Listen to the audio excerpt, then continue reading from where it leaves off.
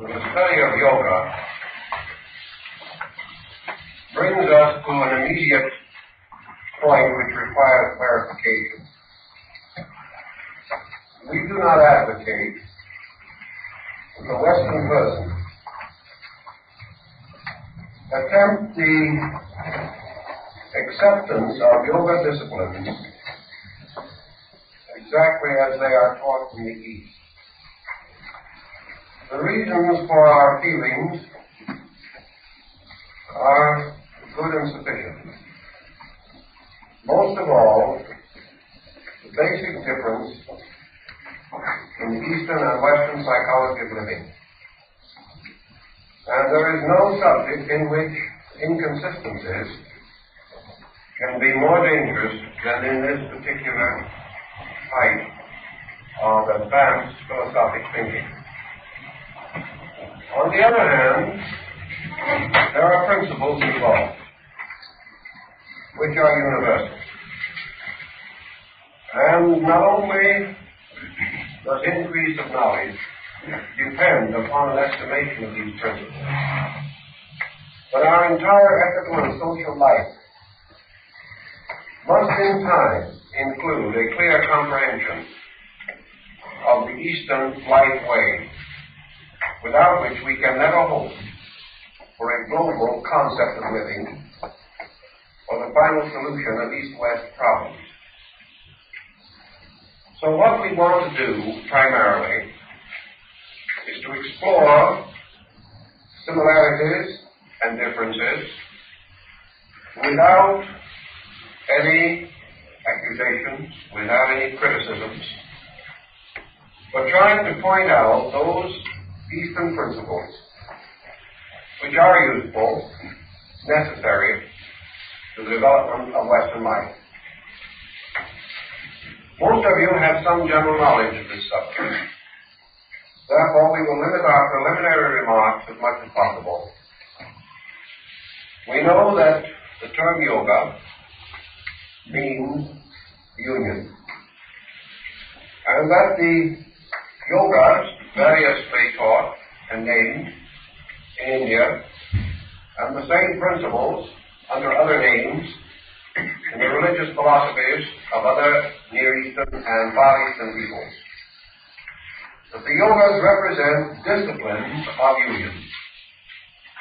That they represent means for man's internal re-identification with cause, with essence, with being, with reality. We also know that there is a definite difference in the Eastern and Western concept of union. The term can be left without further examination and be meaningful to both. But as we examine more closely, we realize that the religious psychology of the East and West differ as to what constitutes the ultimate attainment by man of his spiritual fulfillment. Western man, in his so-called mystical discipline, drifts toward what may be termed contemplation. Eastern man toward meditation. These are not the same things. Contemplation, as the term generally implies to us, is a person or a being intently experiencing something in relationship to himself. To contemplate, therefore, is to bestow the faculties of self upon some object in the effort to understand it, in the effort to a degree at least to possess it. I think that perhaps we can get something of the perspective by reference to the Canticles of Solomon. In this wonderful song, which is Solomon's, we have a document almost completely the work of some poet or mystic deep in the same spiritual conviction as we find among the Sufis. In the beginning of his love poem, and of course the dark maiden of Jerusalem is wisdom, is the beloved, is truth. Solomon begins with a purely Western contemplative attitude when he says, my beloved is mine. Me and mine are the pillars of the temple of Western existence. We exist as persons, as individuals. And in our concept of growth, we grow as persons and individuals. We seek to unfold personality and individuality, even going so far as to assume that the selfhood within us is the divine ultimate for us, and that by the perfect expression of self, we achieve to the release of deity through our own natures. This contemplative attitude, then, is that of the mystical observer, who, being in the presence of great or wonderful things, examines them, contemplates them, scrutinizes them, seeks to understand them, and to a measure seeks to impose upon them the understanding which he already possesses. Thus the universe becomes for him a gradual unfoldment of his own expectancy. Seeking he finds, believing he observes the objects of belief fulfilled before him. And in his contemplative mood, he is forever justifying the convictions of his own personal consciousness.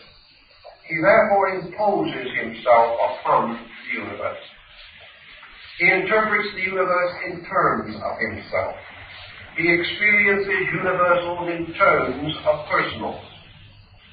And we find this on every level of human thinking among Western peoples. Our Western concept of love is to desire to possess. And our Western acceptance of love is that we are possessed. I have had women come to me in very serious marital problems who complain that their great grievance against their husband was that he was not possessive enough. Now, some may not feel that way, but it does occur. They did not believe he loved them because he did not constantly seek to own or possess. And in this way fulfill an expectancy, which is normal, common to Western peoples. Thus, in the Western extension of philosophy and mysticism, we find man reaching out toward a God estate, and a state of rulership, and a state of leadership, and a state of uniting with a power which ordains action, which causes action. Growth of man is therefore from human to superhuman estate, and from that to a divine estate, in which, becoming God-like, he becomes also possessed of the attributes of deity, seeing in the fulfillment of his own nature the release of divine powers through himself. Thus we have in our Western way of life the possibility of the Superman concept, the possibility of recognizing man's infinite potential to grow, and that this growth is always toward the fulfillment of an individual or personal destiny. That man comes finally to knowledge when he understands God. That he achieves truth when he understands truth. Always he is the understanding thing, the unit of awareness, the contemplating power within him, by means of which he can assimilate or accept all knowledge and absorb it into his own nature. Thus he becomes wise, he becomes learned, he becomes skilled, he becomes informed. In the Eastern way of life, however, we have a somewhat different concept, as presented finally also by Solomon in his song. For at the end of the song, after he has experienced something of a more generous or deeper mystical experience within himself, Solomon now sings in a different note and sings simply the words, I am my beloved. This is a complete change of perspective, and may be, to a degree at least, similar to the Eastern concept of meditation. Meditation is not the individual contemplating infinite. Meditation is the continuous remembrance of a divine reality. It is the individual longing not to become the God, but to return to a godlike condition superior to himself. He no longer seeks to become or to be.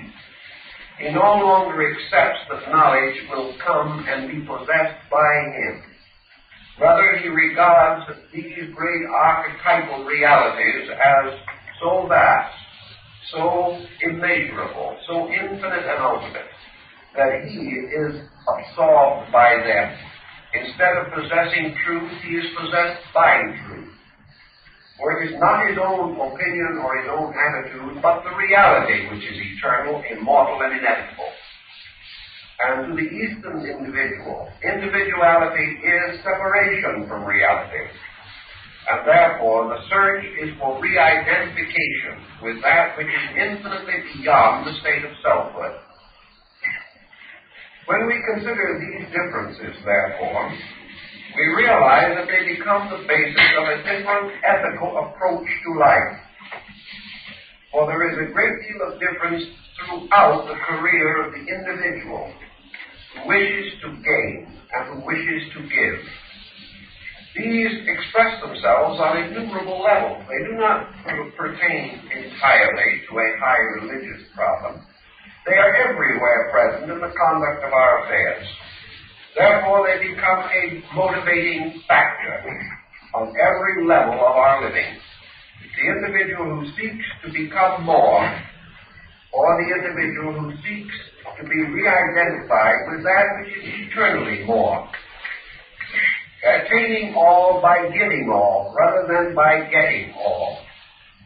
To live to get has produced Western civilization. To live to give, theoretically, is the fulfillment of the mystical disciplines of the East, to produce what they regard as the perfect or enlightened saint. Now, we must be practical and practical, furthermore, in the natural state that the fact that these disciplines, such as yoga, originate among Eastern people does not mean that all Easterners are yogis, nor does it mean that the Eastern world is without many of the defects from which the West suffers and others which belong to its own life way. Therefore, the answer to the simple question is, these things are better, why are not the people better? May also be answered by our own philosophy of life and our own experience. For 1900 years we have taught peace on earth and goodwill to men, and during that time we have fought 8,000 wars. So that we must not assume that individuals are capable simply of exemplifying their beliefs because they would like to. There is much more that must be accomplished, both in the East and West, before either of these systems can fulfill its full purpose or reveal its complete merit. We are living in a world of imperfect beings seeking to grow. We must therefore not expect more from others than we are able to produce ourselves. This does not in any way affect the merits or demerits of either the Eastern or Western life way, but it would cause those who are impatient in either path to recognize that their own failings reveal those limitations which we have not yet the skill, wisdom, or strength to overcome.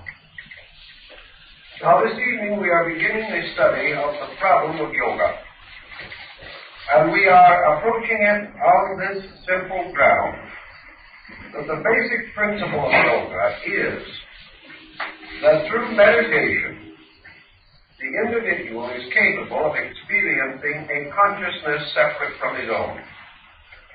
The principle of yoga means primarily that through a certain internal discipline, accompanied by a kind of attentiveness, that it is possible for the human being to have the most valuable and mysterious experience in the world, the experience of experiencing something beside himself. So this is the primary problem. Years ago at Berkeley, I discussed a problem relating to experience with a physicist there. He said, frankly, I would give half the length of my life if for 5 minutes I could change consciousness with one of the dogs here in the laboratory, so that for 1 moment only I could be something beside myself. For in that moment I would know much of the mystery of life, would break through this inevitable and terrible barrier by which the innermost parts of all things are isolated from each other, so that we have concourse and intercourse only on the objective level, but that within ourselves we can experience nothing but ourselves, and therefore we can never escape from the pattern within our own natures. Now the whole principle of yoga rests upon the possibility of the individual escaping from himself, escaping from the peculiar imitation of his own internal genius. This mysterious thing by which, no matter what happens, it must happen through him. And no matter what happens, it must be interpreted by him according to what he is. No more, no less. So that everywhere and forever, the individual, in the presence of infinites, is bound to an interpretation based upon his own finite consciousness. He may love things, he may venerate them, he may admire them, he may worship, and yet still he is something apart from everything else that lives. And this apartness is probably the cause of the great psychosis which has given man the tremendous intensities which have produced the civilizations of history. Man's civilization is what it is. His arts and sciences are what they are. His industries and his economics stand in their present places simply because of one thing. The human being, in the West particularly, has never been able to experience anything except himself. Now this is the supreme isolation. It is the supreme separateness. It must be the basis of all conflict, because it relates to what Plotinus calls multitude. Multitude being the experience of separateness, the experience of self and not self, of object and subject, of being and not being, of me and thou. Experiences which we gradually accept, which become inevitable to us as the basis of personal conscious experience. Yoga assumes the possibility of the individual breaking this barrier. And of course, as an experience, it is far more important to him than breaking the sound wall or anything of that nature, because it must be the basis for him of his first experience as a universal being. And without this experience of a universal existence, he must remain a personal being. Now, philosophy, ethics, culture, morality, many systems that we already have and have advanced to a marked degree, teach us that there is an existence apart from ourselves. They teach us that art is in spirit, a moving power, an archetypal pattern, that beauty and these things have an existence. Man can venerate them from afar. The artist or maker can experience them within his own capacities and limitations. But philosophy does affirm that there is a holistic existence beyond man's present state. And mysticism has always affirmed the possibility, under some condition, of the experience of this state. And this experience, the mystical experience of Alex, is an experience of universality, or universal or total acceptance of life impact. Yoga seeks to achieve this, and it does not necessarily affirm that the only object of identity is being or deity. Some systems of yoga, certainly, are particularly concerned with man's experience of participation in deity. Other systems of yoga do not even postulate the existence of deity and still maintain the possibility of universal experience. There are schools of yoga which also make a point of the possibility of the individual experiencing other forms of activity, other forms of life, other creatures than himself. The experience of the blade of grass, as we find it in the Zen doctrine. The experience of the soul or heart of the loved one. The experience of identity with the child, with the animal, with the water flowing in the river. The possibility of the experience of not-self in relation to the subject or object of our attention. This possibility of the experience of not-self carries with it what to the West has long been regarded as a negative approach to life. The Westerner insists that the Eastern way of life is negative. And he uses this negative in a kind of negative way. The Easterner may insist that the Western way of life is positive. And he says positive with a slightly ironical implication. Each has failed to a degree, therefore, to sense values which perhaps should have been better understood, even as sects worshipping the same deity are not always able to get along happily together. But in our consideration of yoga, then, we must differentiate between contemplation, the individual examining something, seeking to understand it, and meditation, which is the state of the person seeking eternally to be understood rather than to understand. The state of the individual seeking the experience of that which is not himself, accepting it, rather than imposing himself as the conqueror of the unknown upon everything with which he comes in contact. A very good example, perhaps, of the Western attitude has been the fatalist, in which, for example, men like Aesop, good moralists in their time, and treasured names in our modern world. If Aesop humanizes the animal, he imposes man upon the animal. He did not originate the idea, which came from a much earlier Asiatic source. But he causes animals to have experiences like human beings. He is again following the tendency of primitive man of assuming that other creatures are like himself.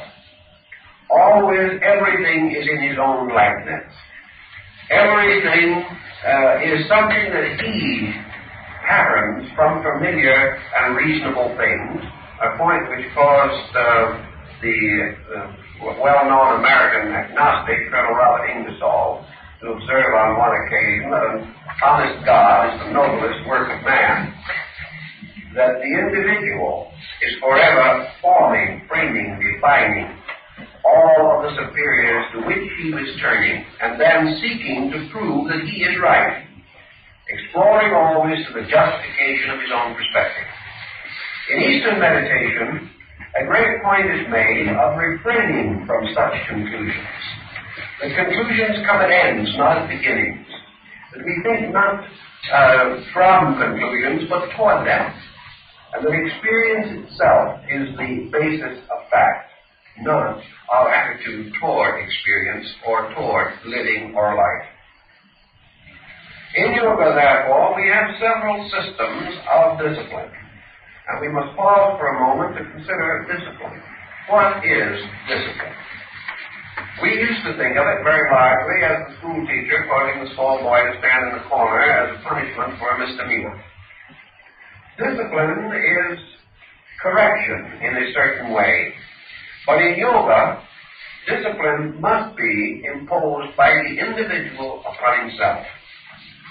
Self-discipline, therefore, implies or suggests the development of a character or quality strong enough to control thought, emotion, and action.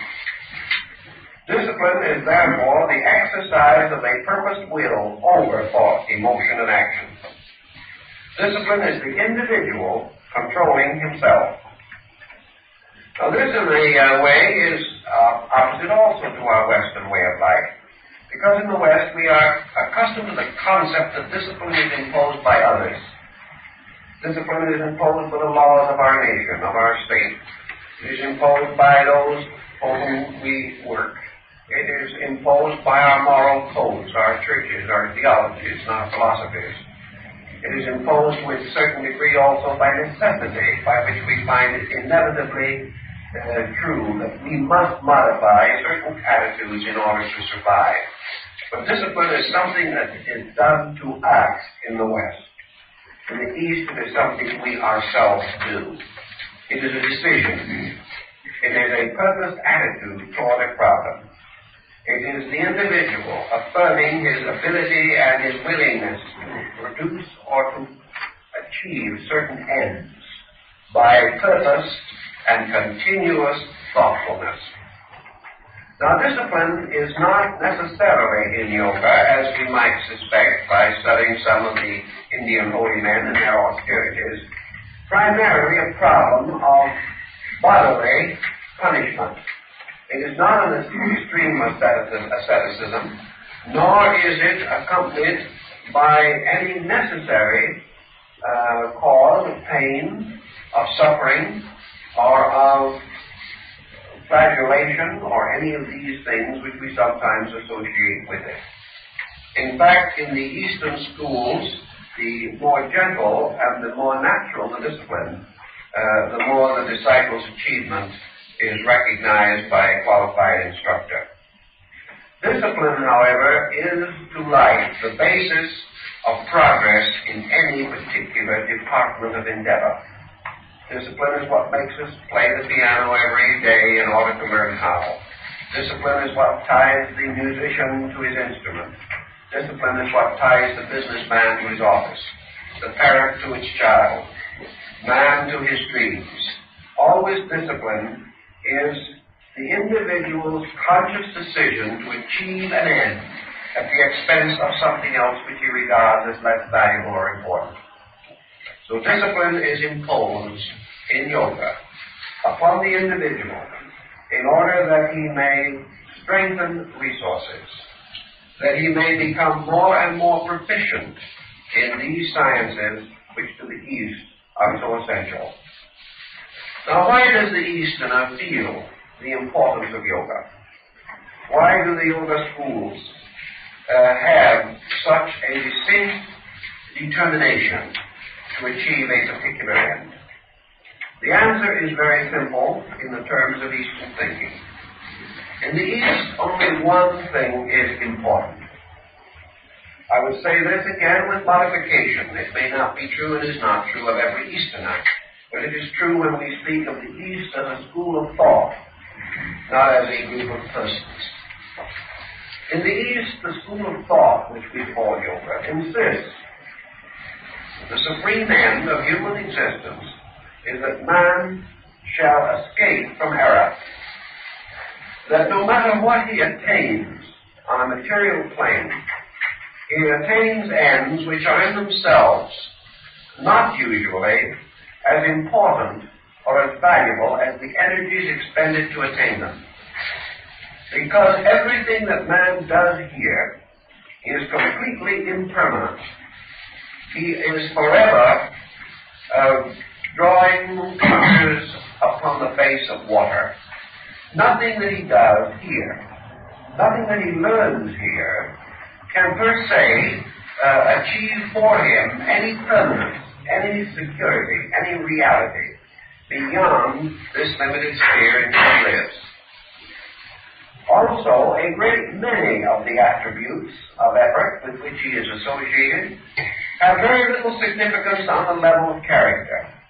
This is not inevitably true, but it is true with the thoughtless, who make no real or conscientious effort to understand even the small things that they do. Thus, the Western person, or the non-philosophic person, perhaps more correctly, is not advancing the essentials of his own life. He is advancing only things which in themselves are impermanent. So he advances in his various fortunes. He builds a business, dies and leaves it. He creates a fortune which his heirs will squander. He seeks position and honor, only to gain in the end a premature grave because of the responsibilities that he inherits. He makes various compromises constantly with realities in order to achieve unrealities. And as a result of this, he is outwardly enriched, but inwardly impoverished. As long as he is willing to accept such a code of life, there is very little that can be done about it. But in the large picture of living, can any rational or reasonable creature assume that as a citizen of the universe, he should be unmindful completely of universals as they relate to himself? It may be necessary and proper for him to make a living and advance himself in certain schools of learning and arts and sciences and trades and crafts. But can these be regarded as the full expression of his life?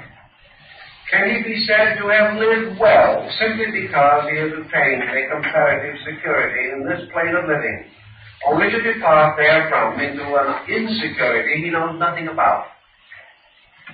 Can he ever achieve sufficiently on a mental, emotional, or material level to be secure even here? Does the person who has achieved what this world can give him, has he achieved serenity of spirit? Has he achieved the power of self over circumstance? Has he attained an inward integration or an integrity that gives him faith with which to face change and time? Or has he very largely perfected an outward living which has no substance within it, and which therefore can crumble and leave him destitute? To the Eastern philosophic mind, the only solution to every problem that exists in the world is man's experience of a universal greater than himself. If he has this experience, he can then administer all of his personal worldly affairs more wisely. If he has this experience, nations will no longer need war. There will be no longer crime. There will be no longer these excesses by means of which all of the good plans and purposes of conscientious human beings come to nothing. Thus, in a way, the Easterner restates the statement in the Bible: "Seek ye first the kingdom of heaven and its righteousness, and all else shall be added unto you." Now, in Western civilization, we have not sought it first. In fact, we have not really sought it at all, with the exception of isolated persons. Our civilization is not built upon the individual having first attained internal security. It is rather built upon the forlorn hope that if other conditions are suitable, he may ultimately attain spiritual security. It is a complete reversal of the concept upon which the whole system is based. So yoga drives directly at the source and substance of the human dilemma. It emphasizes the need of the individual for an immediate integration of his own relationships with the life around him, the world around him. It teaches him to experience those things which he needs, or invites him to such experience, and tells him that the only way in which this experience can come to him is that he must earn it. And he earns it by discipline.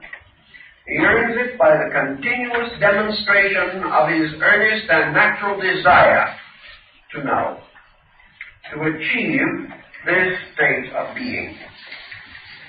He also achieves it by the full and complete statement of his willingness to sacrifice for it. And what a man must sacrifice in these things, again, is a little reminiscent of some of the veiled statements of the New Testament. Because what shall the man sacrifice? With what shall he pay for this treasure that is beyond value? He certainly cannot buy it with money. He has tried that and found a dismal failure. He cannot buy it or pay for it by practically any of the services that he normally renders. He cannot think his way to it. He cannot even feel his way to it. Both thought and emotion are inadequate for the ultimate goal that he wishes to reach. Therefore, what has the human being to give, which is a great enough and worthy enough offering, that it may compensate for the one and eternal thing which he desires to gain? And the Eastern answer to that, perhaps better stated than I have stated it, is very simple. The only thing any individual has to give to anything is himself. And in yoga, the prize of liberation is the immediate and unhesitating surrender of self. That the individual who wishes to achieve the eternal must attain therein by the complete and voluntary sacrifice of the temporal. This does not mean that he gives away his goods. It does not mean that he neglects his family. It does not mean that he takes a little flag and starts out on a crusade. Nothing of that kind at all. What it actually means is that within himself, he relinquishes the concept of I. That he relinquishes the I want, I am, I will, I can. That he relinquishes the vortex, the focal illusion of selfhood, realizing ultimately that this is the one thing that stands between him and universal. Things are either personal or universal. Self is the ultimate personal. The universal is the ultimate impersonal. And at the time of the attainment of the impersonal, the personal must die. Not killed, not surrendered regretfully because we wish we could hold on to it, grasping at both the finite and the infinite at the same time, but through a complete and internal understanding, which makes this surrender of the personal not only, obviously, the thing which is next, but also that which is the greatest desire of our beings to achieve. The complete, glorious, happy, serene, and acceptable sacrifice of that which we now recognize or realize to be an impediment to the eternal value with which we are concerned. Now this brings us to the first subject of our major series at this moment, and that is we're going to talk a little on the theme of Karma Yoga. Now, as you know, there are many yogas, and in many books and in some writings this term is not even included. But it seems to me that from a philosophical standpoint, it is one of the most important considerations, especially for Western man. The term karma implies the ethical consequences of conduct considered collectively or completely. In other words, karma is the inevitable relationship between what the individual is and what he does, and also between what he does and what he is. Karma is therefore the totality of action in its relation to its ethical and moral, its spiritual, its intellectual, and its physical consequences. Buddha, in one of his dialogues, says that effect follows cause as the wheel of the cart follows the foot of the oxen. Man lives in a world of cause and effect. He lives in a world in which, as far as his own present consciousness is concerned, there is an intimate relationship between his own incentives and their results. So in the study of yoga, we can conceive, for example, man achieving a state of meditation, as this may relate to his own conduct. It is the problem of the introduction of a discipline into the concept of conduct, and strangely enough is one of the very foundations of Raja Yoga, which is probably the highest form of the royal discipline of this system. The Arabian Nights entertainment contains the famous line, happiness must be earned. Raja Yoga is a princely state of consciousness which must be earned. Therefore, we come right back to karma, because karma is the law of earning. It is the principle in nature of the relation between sowing and reaping. If the end of man's journey is absolute identification with reality, then this end must be earned. It must be the result of action. It must be the consequence of things preceding it, or previously done and attained. Thus, daily conduct becomes, in the end, the royal road of union. Daily conduct may seem to be so simple, so non-mystical in its implications as to be overlooked. The individual would like to step over these little problems of his own disposition and dash on to the contemplation of infinites. It's much more simple and much more delightful to be engaged in some advanced mystical preoccupation than it is to start with a simple study and estimation of conduct. Yet where else can we begin but where we are? And where are we except in the place of our conduct? That which we are tells our present place in nature, our present place in the universe, and the rung of the ladder of infinites upon which we are at the moment standing.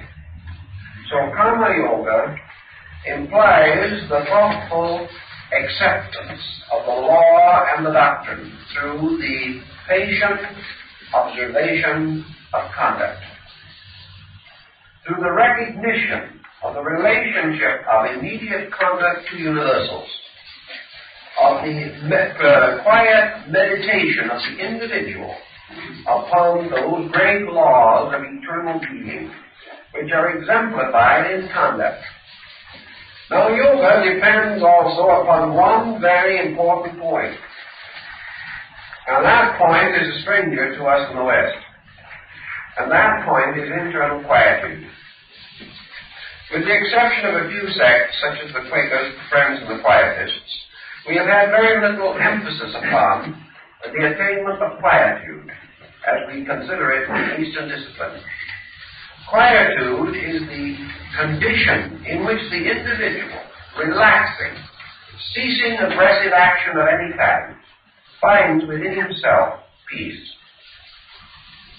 Now, this is a large order for Western man, because the moment we begin to probe into ourselves in the West, we are apt to run across a number of psychotic pressures.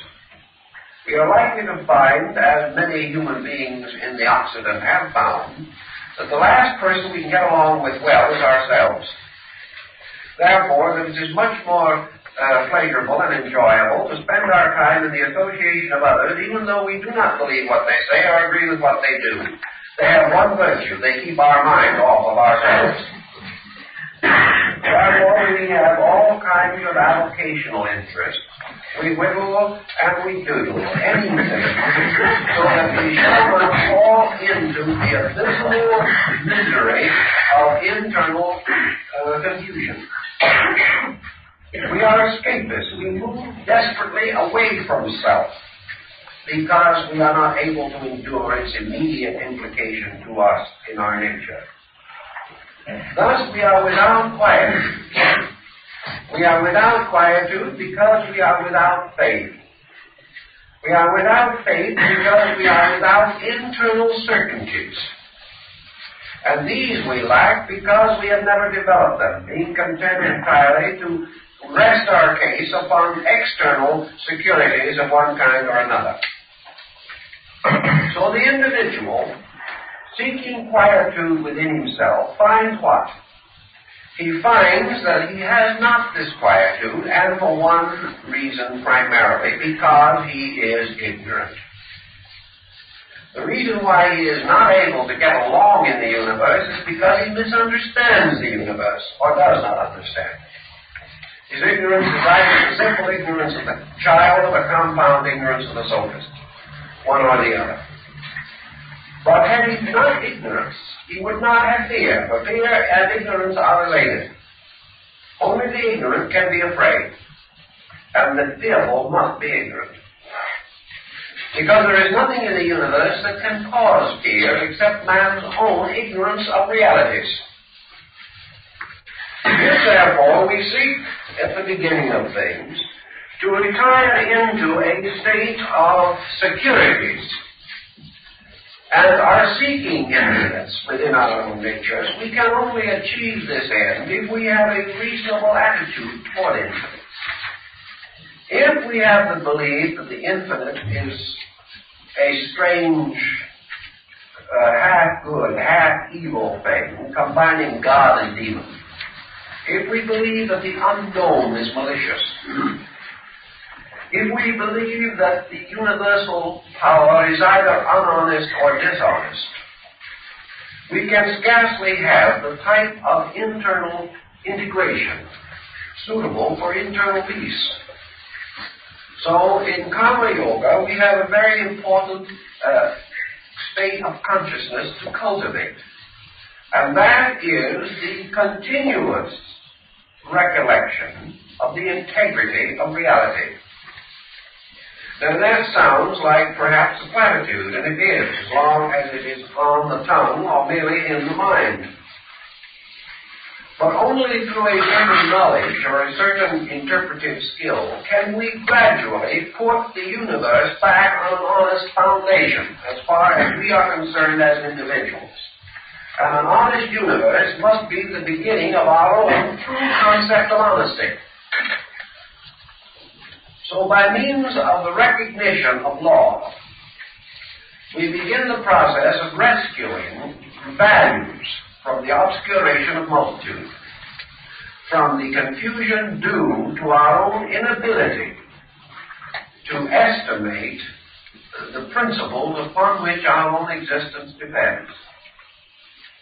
Recognizing this principle, then, we begin through the contemplation of karma. And the first thing that karma must teach us, and the first contemplation or meditation that we may have concerning it, for we are still on the contemplative level, we are still at this stage of the problem, fighting to save God from our own misinterpretation of deity, which is quite an arduous undertaking, by the way. Thus, we begin by understanding that we live in a universe of law. Now, this, to most people, is a very inhibiting discovery. Because one thing that we have all a strange resistance to is guidance, domination, or authority.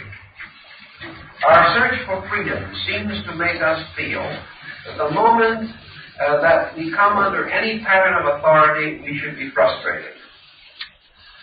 And yet, law is not a frustrating thing.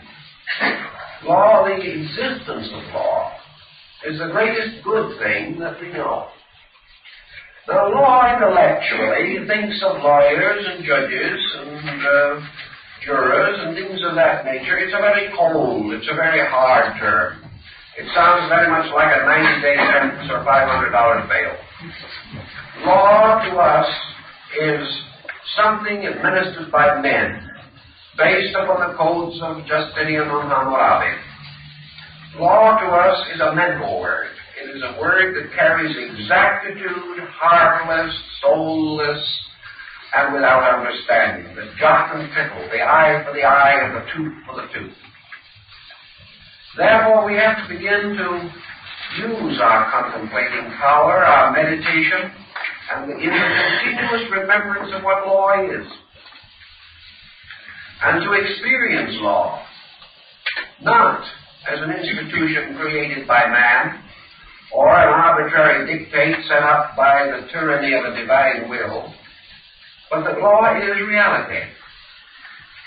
Law is being. Law is actuality.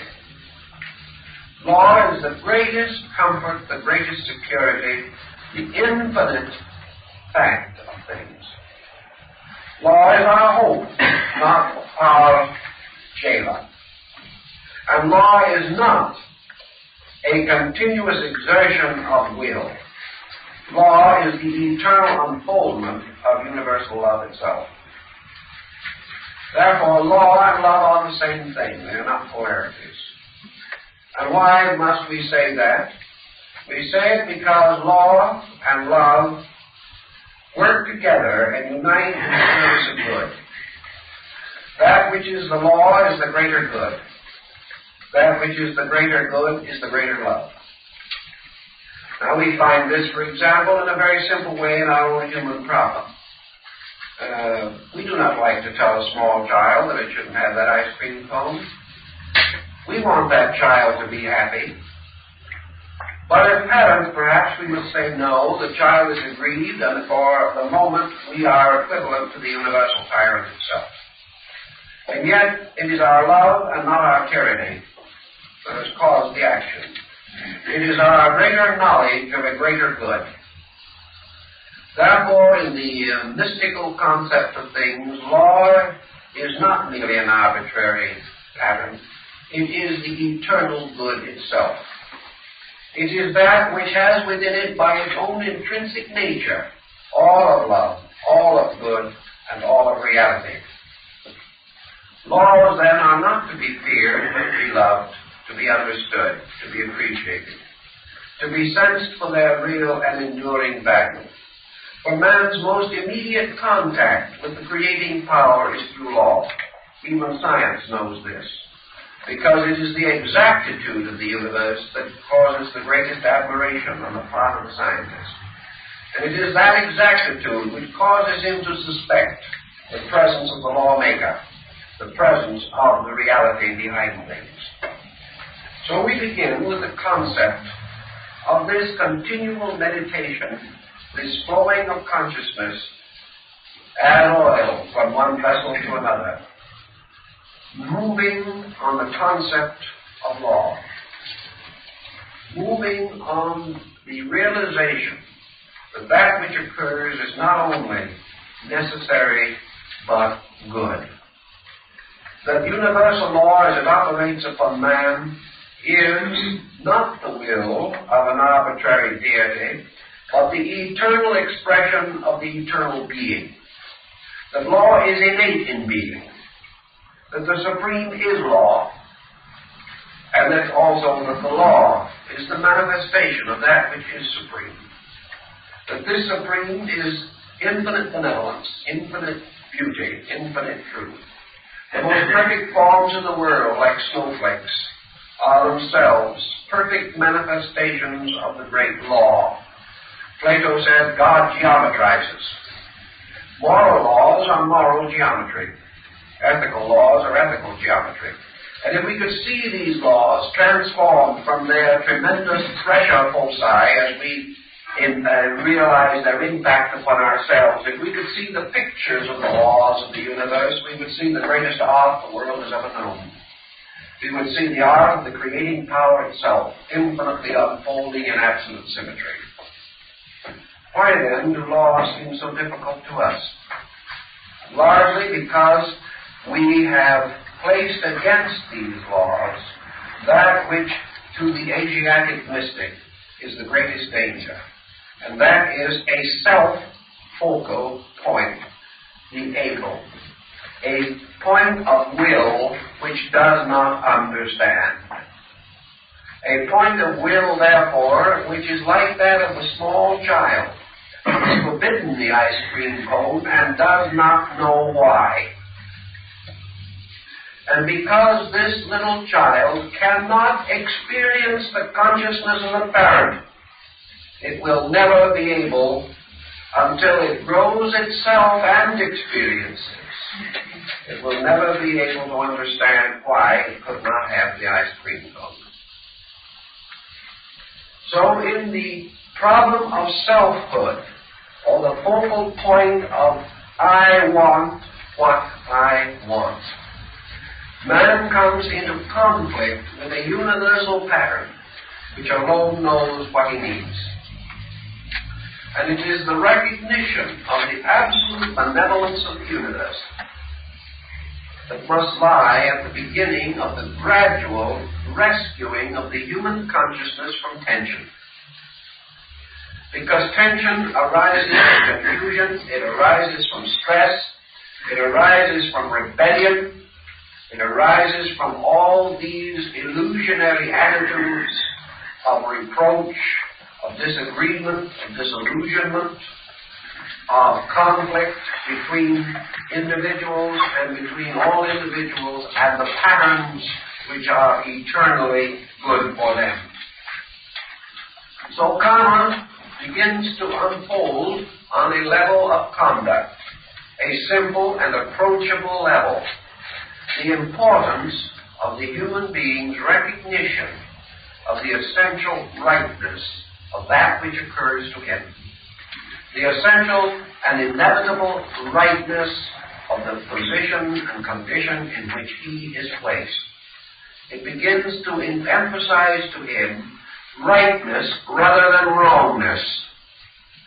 It makes the thoughtful, careful, considerate person no longer able to say, why did this happen to me? Why should I suffer for the sins of another? Why should I be the victim of the generation in which I live, the circumstances in which I find myself, the inharmonies with which I am surrounded and burdened? While the individual turns to the universe and says why, he is indeed of little faith. But through the contemplation of law, a man begins to answer his own why.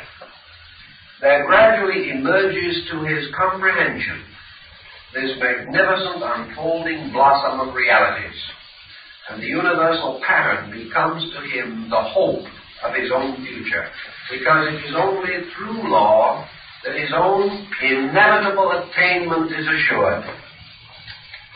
And were there in the universe any dishonesties such as there are among men, then the fate of the human being could not be secure.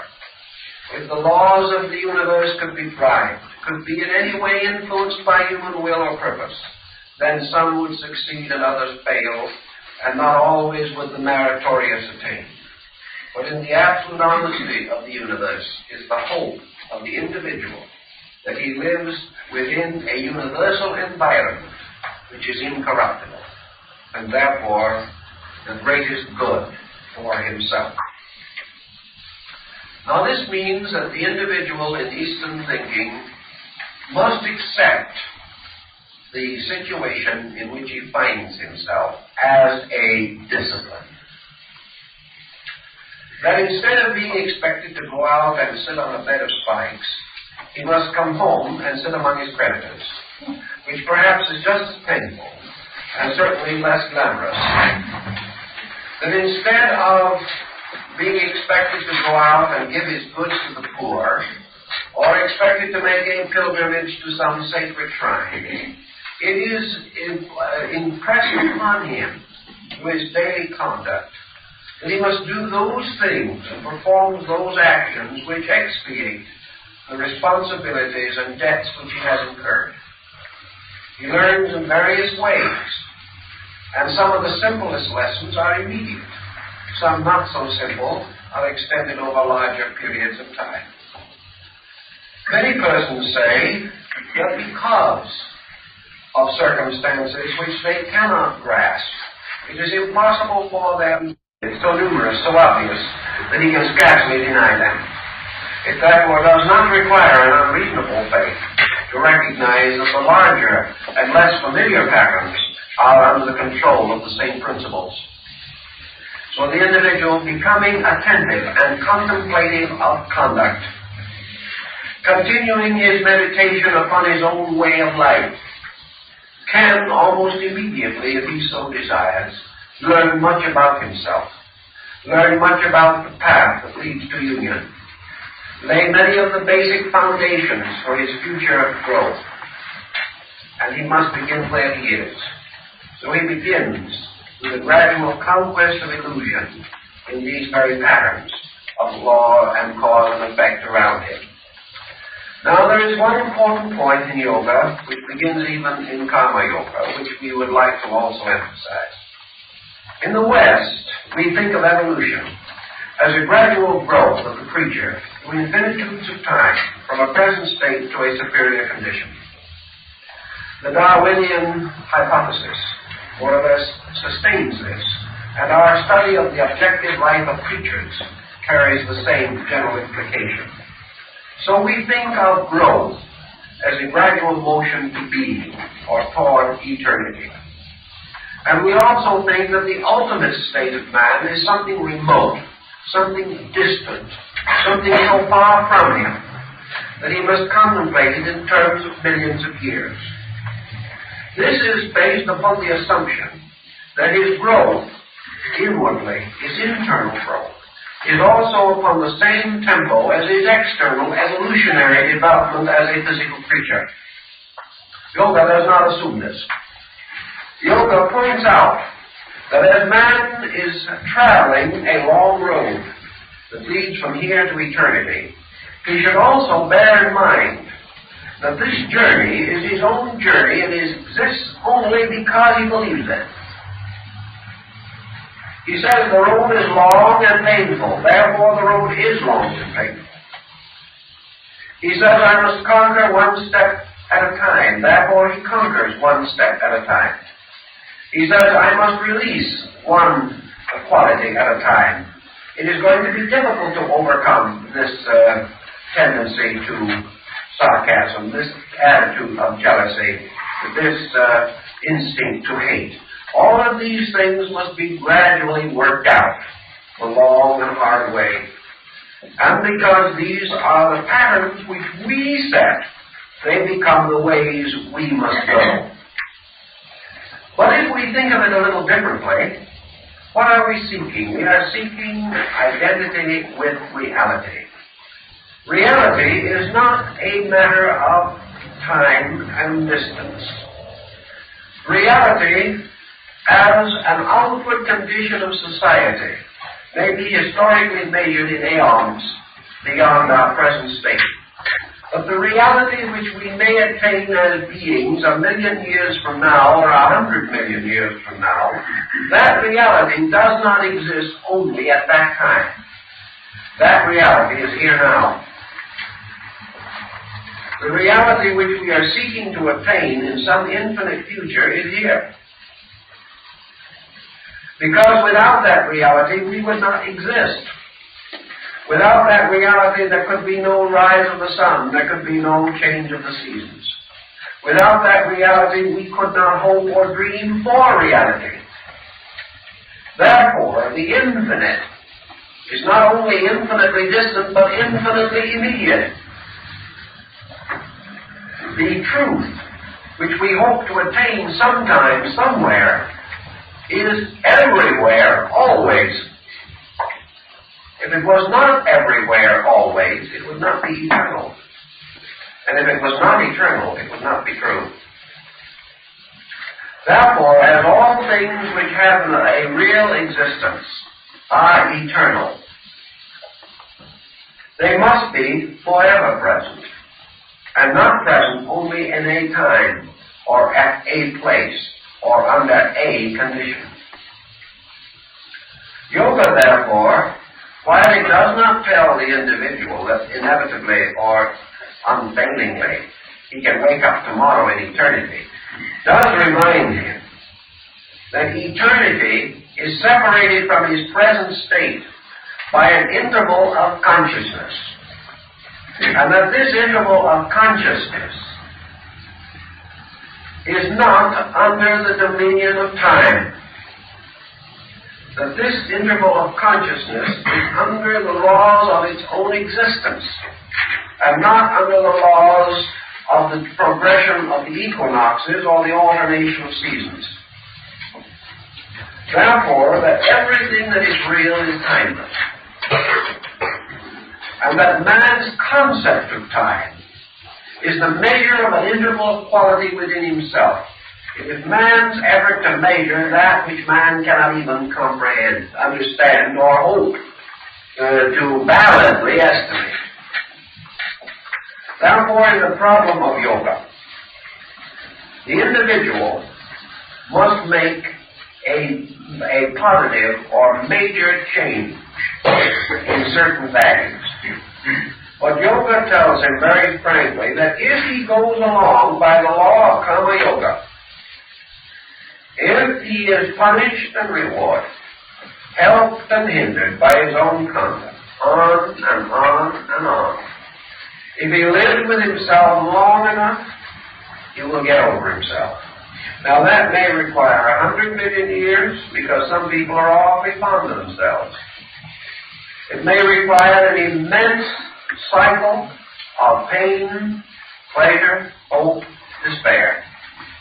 It may mean that he has to move with the enormous motion of life itself, learning through trial and error, learning to cling to the real by the perpetual failure of the unreal, coming finally to love the true by being disappointed countless times when he devoted his affections to the untrue. Ultimately, however, karma yoga must lead him, as the inevitable consequence and chemical reaction of cause and consequence, must lead him ultimately toward the goal of emancipation. Therefore, everything that happens to us contributes gradually to the upbuilding of the power of release. But this may be an exceedingly long, difficult, problem-ridden journey. A journey which in the Eastern way of life is measured not in years but in lives, hundreds of lives, lived by the individual seeking to find the one life that is forever here. This also plays a very important part in Buddhism. And it is very important to consider it in connection with karma, in order that we may not fall into the pit that Aristotle was so quick to deserve in certain of Plato's doctrines, namely what he calls the doctrine of regressive evasion. In other words, why does it happen now? Because of something that happened yesterday. Why did it happen yesterday? Because of something that happened the day before. And so on to infinity. We never arrive at first cause. On the opposite end, tomorrow is the result of today. Day after tomorrow, the result of tomorrow. The day after that, the result of the preceding day, and so on, and we never come to an ultimate. Aristotle pointed that out as leading inevitably to a vicious circle. In other words, these causes and effects go on forever, and man exists only in a squirrel cage, in which he can never escape unless there is some other dimension or some other factor involved in the operation of these laws.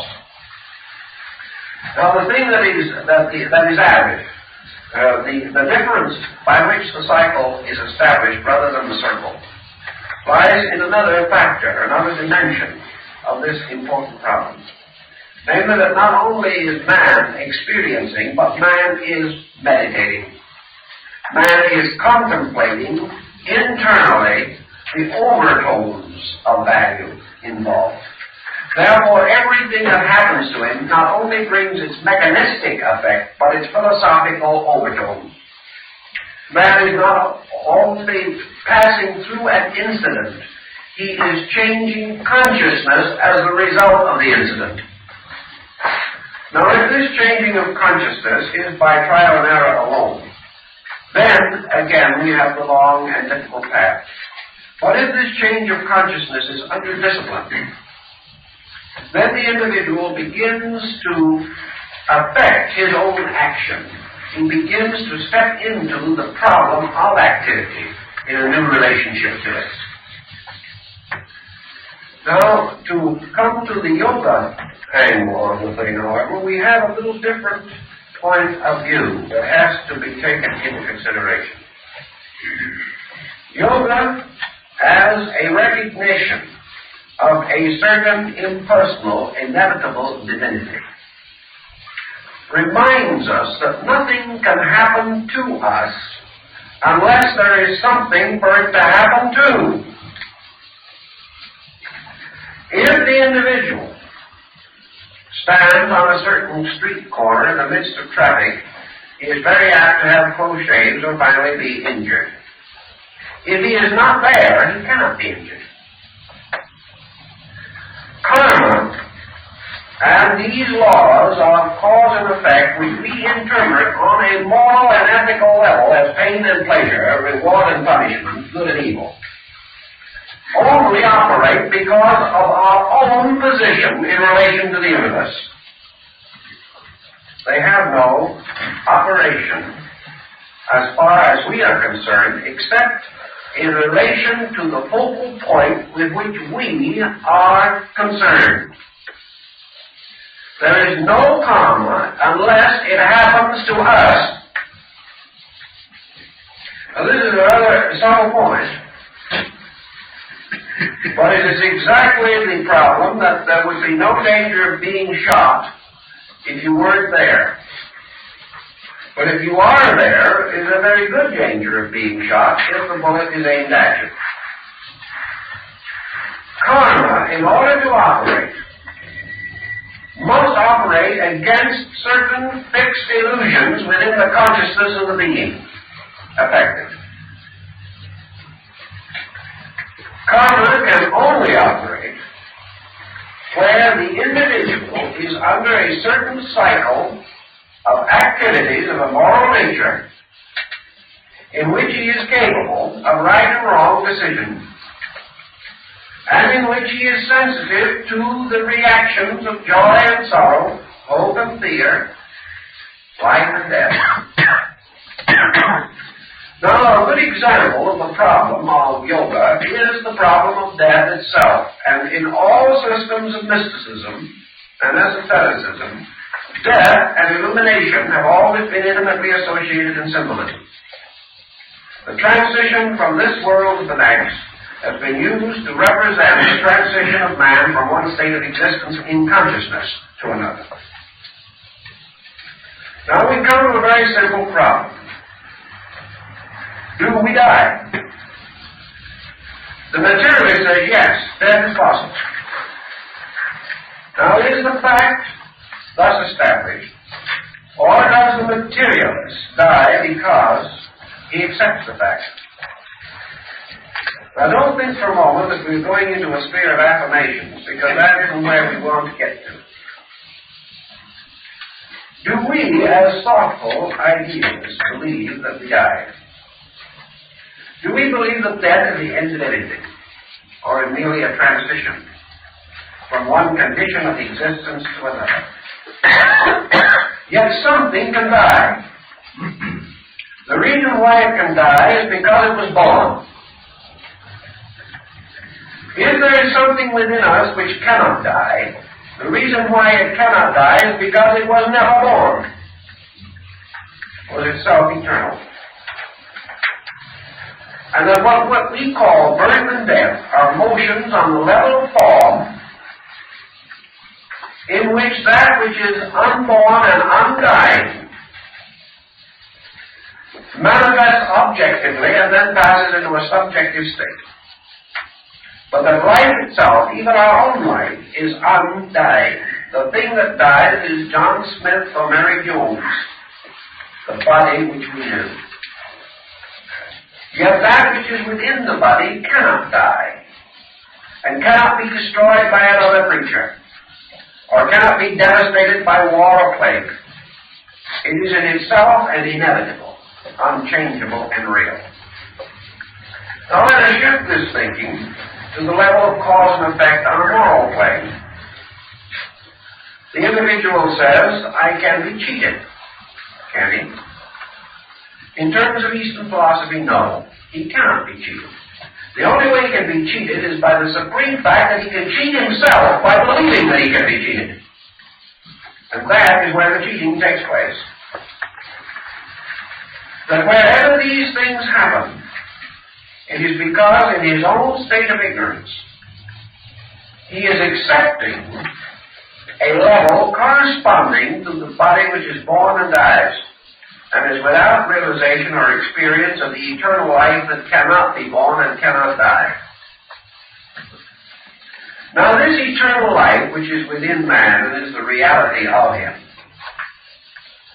is therefore like the reality of his spiritual integrity, something that cannot be touched by the vicissitudes of existence.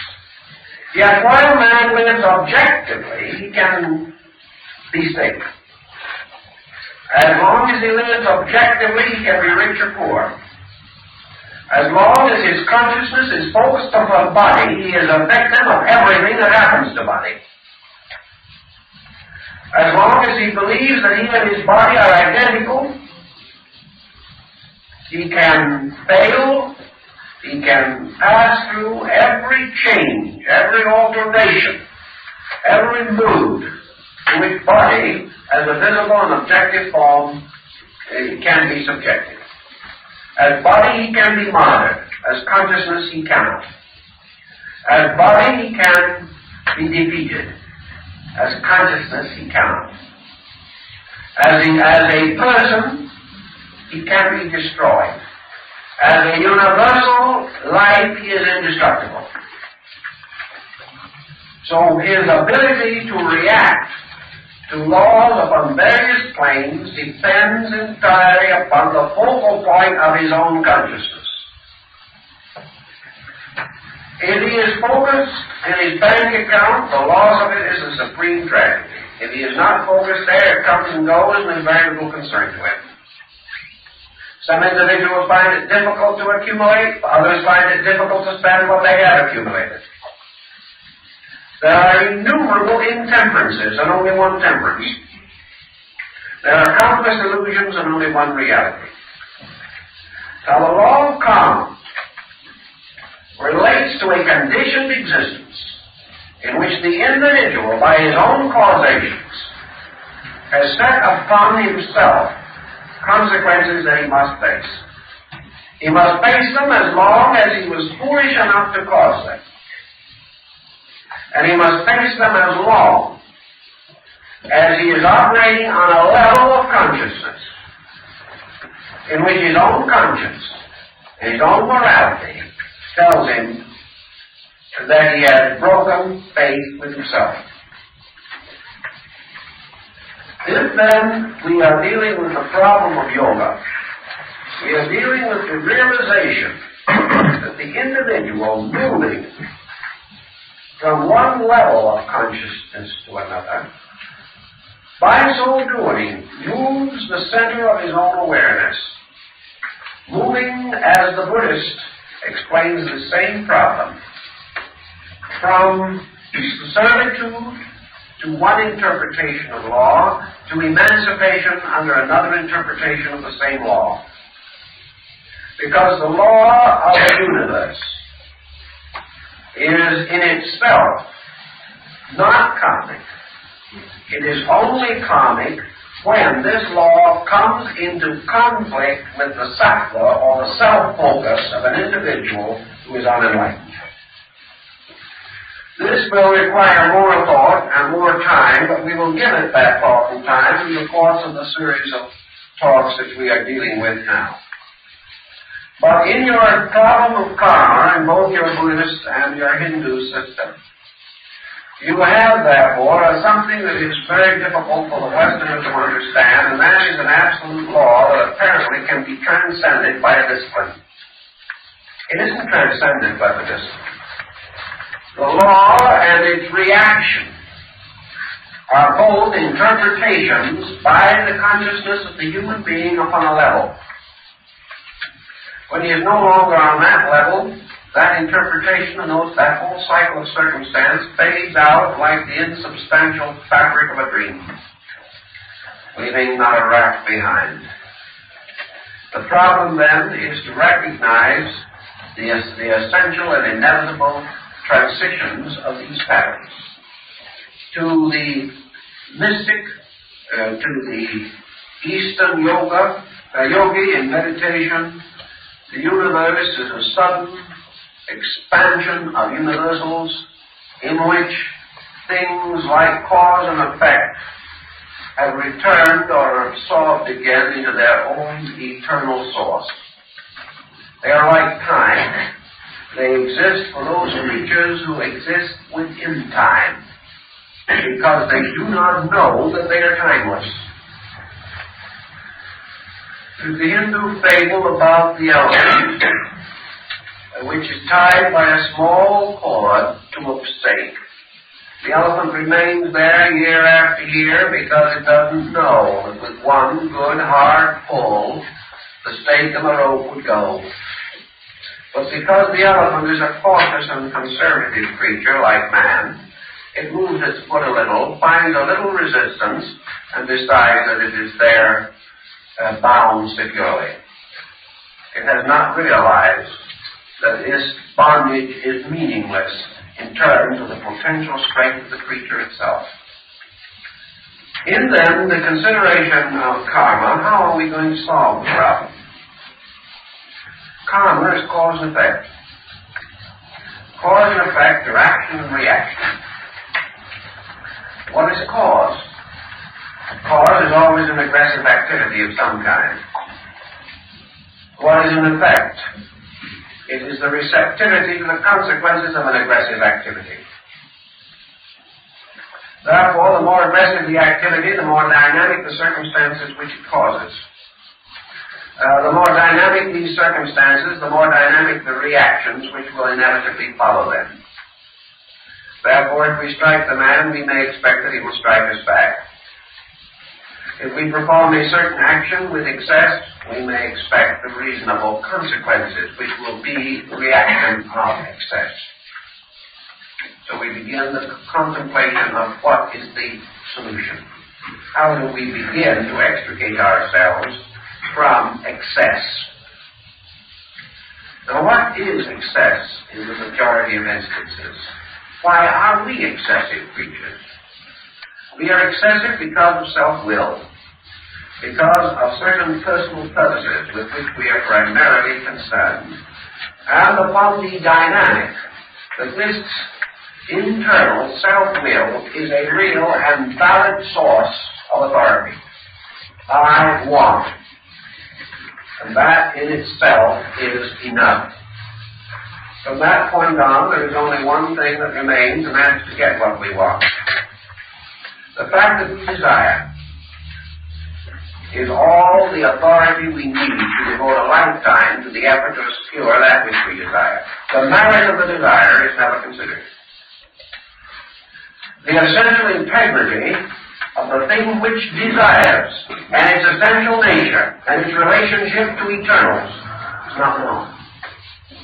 Therefore, because this desire arises from some obscure and mysterious part of our own internal, we assume that it is the voice of authority, that we must live and should live in order to justify that desire. So we live largely to justify desire, to fulfill ambition, and to achieve such creature comforts as may most likely be conducive to pleasure and happiness. Yet at the end we find not pleasure and happiness, but infirmity and death. That is a disaster. That is the part that is difficult. If, however, changing this point of view, we say that a thing is not necessary because we wish it, but that the wise man says we wish that which is necessary. The change of our perspective, the change of our relation toward desire, releases us from what the Buddhist calls one of the principal hindrances. These hindrances represent the attitudes which are traditional to us, which are the principal cause of our troubles. Attitudes which are not real, not natural, not essential, but have been cultivated by our way of life until we accept them as part of our heritage. If then we begin the contemplation of these principles, let's just survey this contemplation briefly. We can't go into all of it, it's a very large subject, but let's see what would happen if we begin to think some of these things through just a little. We are in a spot, let us say, at the present time. There are difficulties surrounding us. We are in debt, let's say. There's a little danger that they may come and collect the icebox, the car, the television, and several other things, and that also we must remember with some grievances that the suit we're wearing is not paid for. And of course there's nothing more that is undesirable than to pay for a worn-out suit. That is what many people do. Now there are several ways in which we can look at this. Here we are beyond our depth. Our first and natural thought is to go socialistic in this emergency and begin a wholesale damnation of the credit system. In other words, the advertisers, the merchants, the manufacturers, and everyone else concerned in this problem is responsible for our misfortune. Why? Because they have made it very easy for us to be very foolish. Therefore, the great problem is what society has done to us. And it is so nice to think of it. But it is exactly the same thing as to say that our friends have wronged us, our relatives have deceived us, and all these things. They all belong under the same general headings. Except in the case of the man who is over his head in debt, the real circumstances are perhaps a little more obvious to him than in some of the other relationships of life. Now here he is in this predicament. You may blame others, blame the universe. You may take faith in the thought that there is no God, that there is no justice, that the universe is tyranny, that his friends and associates are all living only to get what they can off of him. He can go into all kinds of attitudes out of this and justify himself in every way that he wants to. And he's still in debt, he still can't pay it. Or he may by some chance gain a small amount of wealth from some source or other, or make a successful loan, which he will consider good fortune, not having any relation to law, but merely to perhaps his own persuasive personality. You see, he's solving this himself now. As a result of that, he's able to pay off these bills. And having discovered that such things are possible, he will now immediately contract a whole new series of them, and do exactly the same thing that he did before. And he will not observe that the fact that he can't sleep at night, the fact that his friends have difficulty with him, that he's no longer able to do his work well, that his family finds him irritable and unpleasant, and that he generally is uncomfortable. He does not necessarily blame himself for any of these things. They are the results of bad luck. They are the results of the fact that other people didn't understand him. And so the whole message of law to him was lost. The simple fact of the matter is that he was fooled. He was just unwise. He was unreasonable. He did things which his own common sense should have told him he shouldn't do, but he did them because he wanted to. Now this is the basis of karma to a very large degree. Here we have, therefore, the individual today with any one of innumerable problems presented, of which debt may be one. Either he rationalizes himself out of the lesson, or else he rationalizes himself into the lesson. He either blames others or himself. And the first step in the situation is to blame himself. That is the first constructive attitude. Is to stop blaming the world and recognize that he himself is to blame. Now that is a beautiful thought in its own nature. It may or may not lead, however, to any constructive action. He may simply say, I'm sorry, I was foolish, too bad, and then tomorrow repeat. He may still blame himself for not learning. But if he repeats several times, he will probably gain a certain instinct toward moderation. He will not do it again repeatedly. He may do it several times, but not forever. Ultimately, he must learn something. But assuming that he accepts the responsibility as his own, he has set this thing in motion. He's gotten himself into a situation which may take him several years of painful self-sacrifice to clear up. Now comes the next question, which is infinitely more important and one which he will not ask unless under some special dispensation of intelligence. And that is, what is this self that he is blaming? And then, it isn't somebody else's fault, he says now. It's my own fault. I am responsible. Now, what is the I that is responsible and made him do a foolish thing? If this I is of a quality and of a dispensation that can run him in debt in 3 weeks, if this I can also cause him to do many wrong things, and it does, and he knows it, why is he so eager to forever please this I? And why is he willing to hang his whole destiny upon it? The thing that this I makes him do is stupid. And yet, as a being, he has accepted the infallibility of this I and built his whole philosophy of existence upon it. Yet wherever it operates, it does things that are not very wise. It is this I which makes him ambitious, makes him sacrifice health to fortune, makes him sacrifice honor to profit. And yet he loves this I, he serves it, adores it, and considers it to be little less than divine. All is getting him into trouble. What about this I? The least you can say about it is that it needs educating. Now how are you going to educate this I? Can you educate it by sending it to school and teaching it the liberal arts and sciences? No.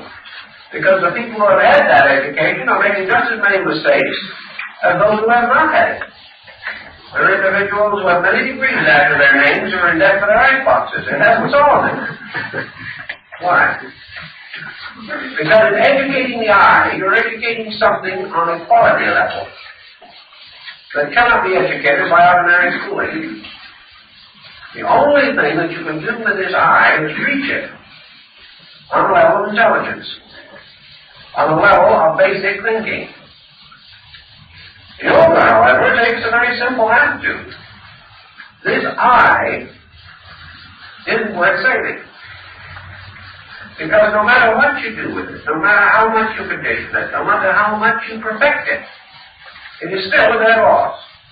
It will always be a dead loss.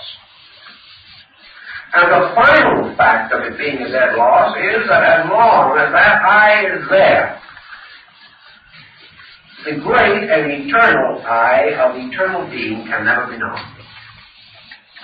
Because there cannot be two I's in the universe. There is only one. There is one reality. And all the rest is in some way deficient. Therefore, it is this reality which is more important, more significant, more real than I. The mind and the self are both slayers of reality. So in the problem of yoga, the answer to karma lies in the simple fact that the I causes it. Therefore, the cessation of the I must be the end of it. As long as there is self-will, there is reaction. When there is universal will, there is no reaction. Because this universal will, being in itself eternal, inevitable, and absolute in its good, being complete and perfect and deficient in none of its parts, the only reaction that can come from its own conduct is perfection, is reality. That which makes no mistakes can have no reaction except absolute good. Consequently, from the standpoint of yoga, the eternal is the only unconditioned being. And the state of eternal consciousness is the only condition of consciousness which can have no reaction. Nothing can be caused by it except itself. Nothing can result from it except itself. Therefore, that which is complete and whole cannot give birth out of itself to incompleteness or separateness. Separateness, self-existence, and all of these dependencies are the source of karma. And karma cannot exist apart from separateness. It cannot exist in a state of absolute unity. In the study, then, of the problem of karma, the primary lesson is negative but very important. Namely, that the individual begins to contemplate the relationship between the suffering and the cause of suffering, and comes through the study of karma to the final discovery as an experience of consciousness, not something I tell you, but something that you experience within yourself, that it is yourself which makes it possible for you to suffer. That it is not the God in you that causes pain, but the you in you. And that as long as that you in you has an existence apart from the divine existence, you can suffer. And as long as self-will in any way varies from universal will, you will suffer. Therefore, in the West, the problem was to discover the universal will and keep it. That was the Platonic concept. That if we know all things, we can then obey absolutely. And by so doing, achieve peace of soul. In the East, it is not conceived possible that the eye can ever know the all. Because the fragment can never contain the entire. These fish can never swallow the ocean in which it swims. And so, attempting to conquer the infinite is a fish trying to swallow its own ocean. That which is infinite is infinitely greater than I. Therefore, the I cannot contain it, cannot control it, cannot dominate it, and can never willfully demand anything of it. When man demands of the infinite, he receives only, by interpretation, that which the I itself creates through this chemistry. In the East, consequently, the concept is the gradual diminution of the I, so that the self is no longer the controlling factor. Now, the individual says, what kind of a future does that give us? What kind of a future is there for the individual if his own I does not go on? We might ask, what kind of a future is there for it if it does? Because actually, this race and this world has been a long time here, and we are the future which the past looked forward to. And here we are, with all our lore, like old Dr. Bauer, who's no wiser than before. We have probably been about 1 million years working up to our present state of confounded stupidity. We are the glorious achievement of I-ness. And we can hardly stand it. So we go on. Theoretically, we go on long enough and industriously enough to may grow ourselves into another office. What have we gained? What is the solution? Have we found peace? Are we any happier than the Aborigine? Actually. We have found new pleasures, but we have paid for each of them with a new pain. Where has the eye brought us? The eye has brought us only to a state of unmitigated egotism, a continuing optimism concerning our own capacity to do things that we have hardly the inclination to do, and no proof that we will increase in inclination. The East says we'll never make it that way, because we cannot break through the tyranny of selfhood on the level of a material, educational, or moral, or even theological program. The self remains, and as long as the self remains, the individual is the victim of it. But supposing the self does not remain, supposing we achieve the Eastern meditation, which is man's position of becoming receptive to the motion of infinites through himself. What then is his condition? Suppose that the I ceases, and that the individual is returned again to universal consciousness itself. What is his state? In the first place, we don't know. And the only experience that we know of it, and can have of it, is the experience that is gained, and it is relative, in the higher examples of Vedic Yoga. What is this extraordinary diffusion of consciousness that takes place in the Eastern mystic on the higher disciplines of advanced yoga? He feels himself moving inevitably and eternally toward an identity. An identity with an existence which is unconditioned. He finds himself moving towards the complete suspension of his own existence. He does not report to us a terrifying descent into vacuum. He does not experience within his own consciousness the wrench of separation from existence, as he has previously known it. All mystics, whether of the Greek or the Eastern schools, have one common report to tell us, namely that the experience is that of the individual going home. That it is, as Plotinus called it, the motion of the alone to the alone. That it is the final recognition, the final fulfillment of something that transcends anything that the individual has ever experienced. That it is not for him elimination of existence. It is not that he goes to sleep and never wakes.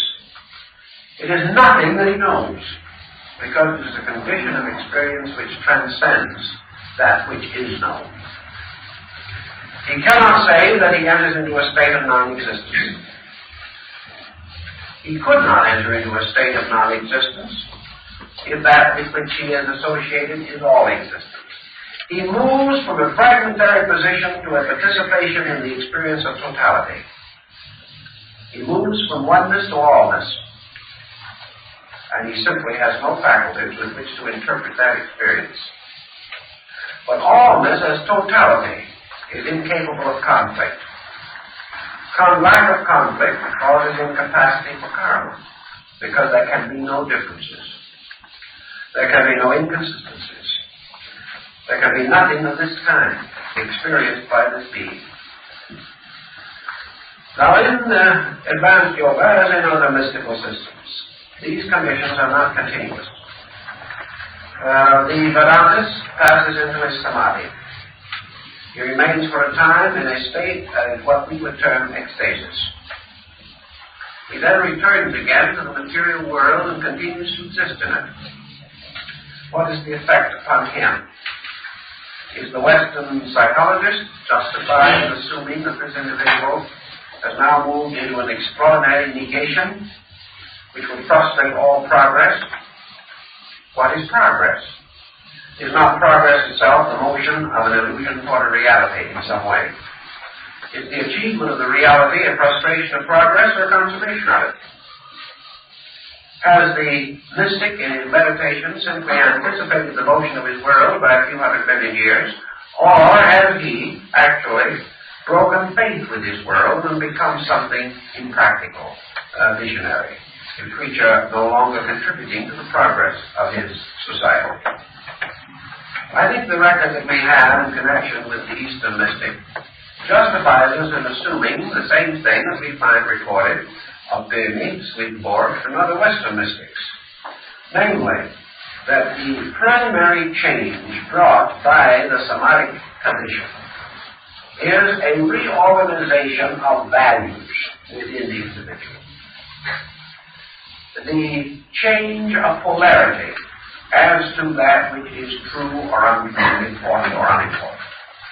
And that consequently, the illumined mystic lives from a universal totality within himself, by means of which, therefore, he is in a position and a condition to direct his outer affairs, not by his personal desires, but by the experience of universal law moving through him. This would seem to me also would give us the answer to the karmic question, and show us why karma, through its workings and its operations, gradually reveals to us the great fallacy, which is the fallacy of causation upon the level of ego. And that as a result of that, karma yoga is the meditation upon this, the gradual realization that the only cause which cannot have a destructive effect is that which arises from universal totality within ourselves. Therefore, that the only end of pain is identification with reality. That everything else must have some negative consequence. But that this identification, being itself a cause, when it is attained, causes itself, and causes the continuance of itself. So that cause and effect still operates in a mysterious manner, but illumination causes the identity to continue. The effect of reality is itself, whereas the effect of everything unreal must be less than itself. In these contemplations and meditations, therefore, we have the beginnings of discipline. The individual is disciplined by his incentives to grow and to proceed and to advance along these fields of thought and speculation. And this is a groundwork of yoga, because it contains a great many of the basic principles upon which the other branches with which we are more familiar depend. For the entire process of the individual gradually achieving non-self-consciousness is the process of moving away from the hopelessness of a vicious circle in which he has locked himself by his own ignorance. This vicious circle may at some time appear attractive, but ultimately it must appear in its true light, namely insufficient, not enough to fulfill the inevitable longing of the human consciousness for re-identification with its own divine source. So yoga becomes the study of this union and the various methods by means of which it can be attained. And the following lectures of this series will be devoted to unfolding the various schools of yoga with which you will find notes on the program. And we thank you for being with us tonight.